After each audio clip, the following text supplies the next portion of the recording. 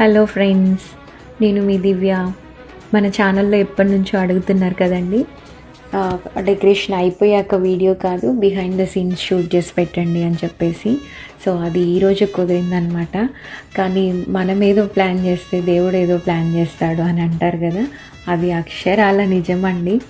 ఎందుకంటే ఈ డెకరేషన్కి వచ్చే ముందు నేను మా టీం బీభత్సంగా ప్రిపేర్ అయ్యాం. అంటే వీడియో ఇలా షూట్ చేయాలి, అలా షూట్ చేయాలని.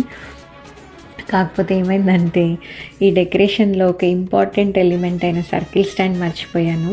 సో పైన వీడియోలో ఉంది చూడండి, నేను అక్కడ మార్క్ చేశాను సర్కిల్ స్టాండ్ని. అది మర్చిపోయి డెకరేషన్కి వెళ్ళామండి. సో అసలు ఇంకా ఈ లొకేషన్ ఏమో మేమున్న ప్లేస్ నుంచి 45 మినిట్స్. ఇంకా చేసేదేముంది, మళ్ళీ 45 మినిట్స్ వెనక్కి వచ్చి ఆ రోజు చాలా రెయిన్ పడుతుంది. ఆ రెయిన్లో ఒక ఎగ్జిట్ మిస్ అయ్యాను. ఆ ఎగ్జిట్ మిస్ అవ్వడం వల్ల ఇంకొక 15 మినిట్స్ బొక్క మనకి. మొత్తం అసలు 2 అవర్స్ నేను వెన్యూలోనే లేకుండా అయిపోయింది.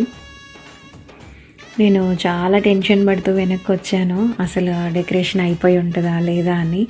బట్ వన్ మ్యాన్ షో లాగా నిజంగా అసలు నేను వచ్చేసరికి 90% వరకు అబ్బాయి చేసేసాడు.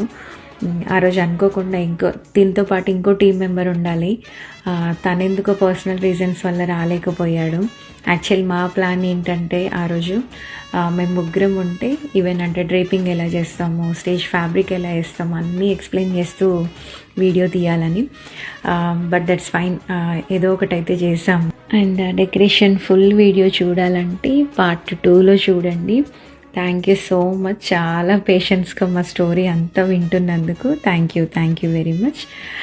ఇంకెంతవరకు ఎవరైనా సబ్స్క్రైబ్ చేసుకుని వాళ్ళు ఉంటే please subscribe to my page. Thank you.